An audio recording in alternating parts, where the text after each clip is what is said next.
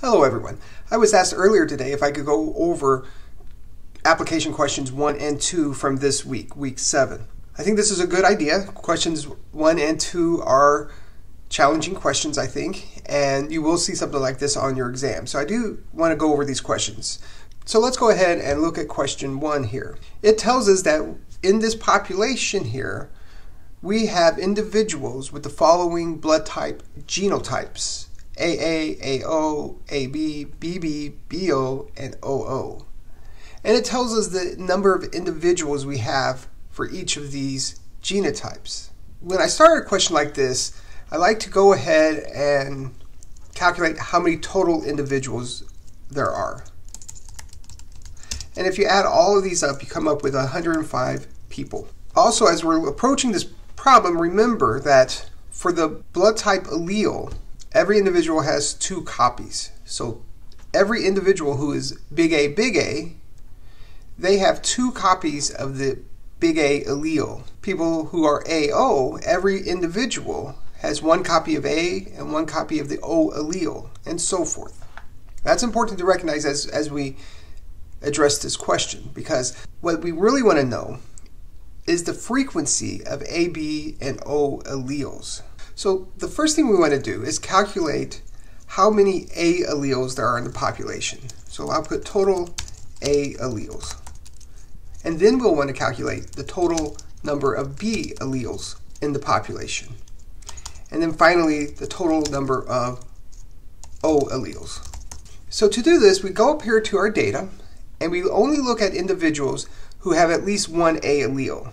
So for instance, this first group of individuals who are big A, and we see there are 25. We know that each individual has 2 copies of the big A allele. Therefore, if there are 25 individuals who are big A, then we know that we have 50 copies of the A allele. Then we look for the next group that also have an A allele, and it's the people who are AO.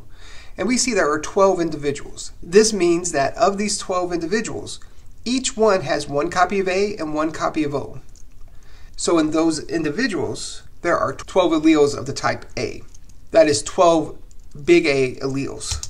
Then we look down here for the next group of individuals that have an A allele, and it's AB. Similarly, as you saw with the AO individuals, people who are AB, they will have 1 A allele and 1 B allele. So if there are 15 individuals, that means there are 15 A alleles. And we add those up, and we get 77 big A alleles. So now, the frequency of the big A allele is equal to 77 divided by the total number of alleles. And so how many total number of alleles are there? Well, we know there are 105 individuals, and we know every one of those individuals each have 2 alleles. Might be an A, it might be an O, or it might be a B allele. So if each individual has 2, then we know that there are 210 total alleles. So down here what we're going to do is take 77 and divide it by 210 total alleles, and that'll give us 0.36. And so that's the frequency. If you represented this as 36%, that's okay too. The frequency is 0.36, the percent is 36%. I would accept either answer. So what I'd like you to do now is hit pause and calculate the total number of B alleles and the total number of O alleles there are in each population. Don't look at your notes from the day that you met to discuss this in groups. Try to figure this out on your own using the same logic I used up here. Alright, so welcome back. Hopefully you all hit pause and you calculated the frequencies of B and O alleles on your own. Let's go ahead and go over the answer so that you have the correct way of doing it. And we're going to use the same logic. So we're going to look for individuals who are big B, so that's going to be this person here. I should say this group of people, and this group of people. So the people who are big B, there are 18 of them. Each one of those individuals has 2 copies of the B allele. So we take 18 and we multiply it by 2, and that gives us 36. Next we look at this group of individuals who are BO. We know each of these individuals have one B allele and one O allele. So we're going to add another 5 B alleles to this total population. And then down here we have that people who are AB. Each one of them has an A allele and each one of them has a B allele. So we're going to add 15 B alleles here. And so we're going to add those up and we'll get 56 B alleles. So the frequency of B alleles in this population is going to be equal to 56 divided by the total number of alleles. And so that will be 56 divided by 210. It's still the same total number of alleles in the population, so that number doesn't change.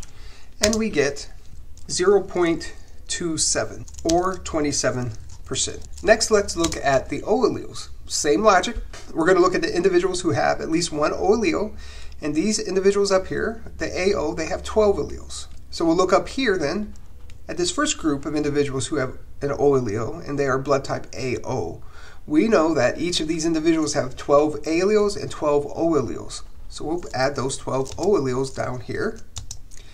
And then we'll look at the BO alleles, because these 5 individuals each have one B allele and one O allele. So we'll put 5 down here. And then down here we have individuals who are OO. And we see that there are 30 of these individuals. We know each of these individuals each have 2 copies of the O allele, so we multiply that by 2. So 30 individuals who are OO will have 60 O alleles. So we'll add those up and we'll see 77 O alleles in this population. And so the frequency of O alleles in this population will be 77 divided by 210, which will be 77 O alleles, and so we'll divide that by the total number of alleles, which will be 77 divided by 210, and that'll be equal to 36%. And that'll be equal to 0.36 or 36%. Now, it was just by coincidence that the number of A alleles and the O alleles were the same. That's not going to be true in every population. It was just the way the numbers worked out here. You can always check your answer, and these should add up to 100%. And if you do add these, you get a total of 99%. That could be that you did it wrong, but what happens in this case, we just didn't carry out enough decimal points to add up to the complete 100%. If you would have included several more decimal points out, it would have added up to 100%. Okay, so that's the answer for question 1. Expect a question like this on exam 4. If you have questions about this still, please let me know. Let's go ahead and move to question 2 now. Okay, let's go ahead and move to the second question from week 7's application questions. This question, as you look at it, is a little bit more complicated than the previous one. But if you follow the pathway that I described in the podcast, and I'll describe here in just a moment, you can attack any of these problems in a very similar way. So let's go ahead and start. Anytime you get a question like this that you know you're going to use the population genetics equations, those Hardy-Weinberg equations, go ahead and write them down on your scratch paper or your whiteboard. I will also make sure that they're on the question as well, so you don't need to memorize them. But I always like to write things out when I'm dealing with a problem like this. So remember, the first one is P plus Q is equal to 1. The other one, remember, is P squared plus 2PQ plus Q squared is equal to 1. Remember, this first equation we use to calculate allele frequency. This other equation, this longer equation, we use to calculate genotype frequencies. Over here, let's identify what P and Q stand for. Remember, P stands for the frequency, the dominant allele. Q is the frequency of the recessive allele. P squared is equal to the frequency of the homozygous dominant individuals. 2PQ is equal to the heterozygous frequency. Q squared is equal to the homozygous recessive. So let's go ahead and define the alleles for torsion dystonia. And you can use whichever letters you want, but I'm going to use big T and little t. So big T is equal to the dominant allele. Little t is equal to the recessive allele. So in our problem, when we're determining the frequency of the dominant allele, P would be the frequency of big T, Q would be the frequency of little t. We also know, using Mendelian genetics, that big T, and big T, little t are healthy individuals. And then little t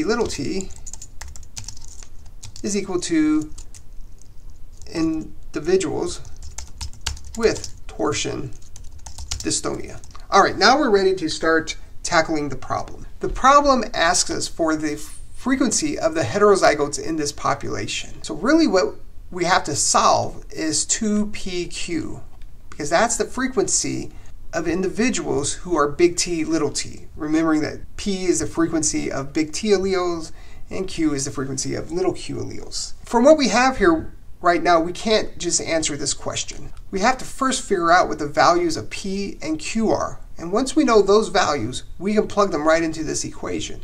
So how do we figure this out? Well, we know that the frequency of individuals with torsion dystonia, we know the frequency of this disease is 1 out of 1,000 individuals. So in essence, what we know here is the value of Q square. We know that Q square is equal to 1 out of 1,000, or 0.001. So remember, what we want to know is the value of Q, so we can plug it into this equation. So to get the value of Q, we just take the square root of Q square, and that gives us Q. And then we have to do the same thing on the other side of the equation. So we take the square root of 0.001, and if you put that in your calculator or in the computer, you'll learn that it is 0.0316. So that's our value of Q. We have successfully identified part of this equation. So now all we have to do is solve for P. And so we can use this equation here. P plus Q is equal to 1. We still don't know what P is. We're going to be solving for that. P plus 0.03616, that is equal to Q, so we just plug that in there, and that's still equal to 1. And so remember, in these kinds of equations, whatever we do to one side of the equation, we have to do to the other side of the equation. So to get rid of 0.0316 from this side of the equation, we have to subtract it. So on the left side of the equation, it's just going to be P, because we've subtracted the 0.0316, and now we have to subtract it from the 1. So 1 subtract 0.0316, and then that is equal to 0.9684. So we now know P and Q. We know Q is equal to 0.316, shown here, and we know that P is equal to 0.9684. Now it's just a matter of plugging in the numbers. And you can solve for P squared and Q squared if you want, but you don't really have to for this problem, because this problem is only asking us for the frequency of heterozygotes in this population. So we're just solving for 2pq. And so that's equal to 2 times the value of P, which is 0.9684, times the value of Q, which is 0.0316. And if you do that math, you multiply 2 times 0.9684 times 0.0316, you get 0.0612. And so that is the frequency of heterozygotes in this population. Now, when I do a problem like this, I also like to calculate what P squared is and what Q squared is. And I only do that because when you add these numbers together, it should be 1. And so it's just a good way to check your math, make sure you didn't make a silly mistake. And so P squared, which is the frequency of homozygous dominant individuals, is equal to 0.9684 squared, or times itself. And that equals 0.9378. And Q squared then is equal to 0.0316 times itself, or squared. So if you take these two values and you multiply them together, you get 0.001.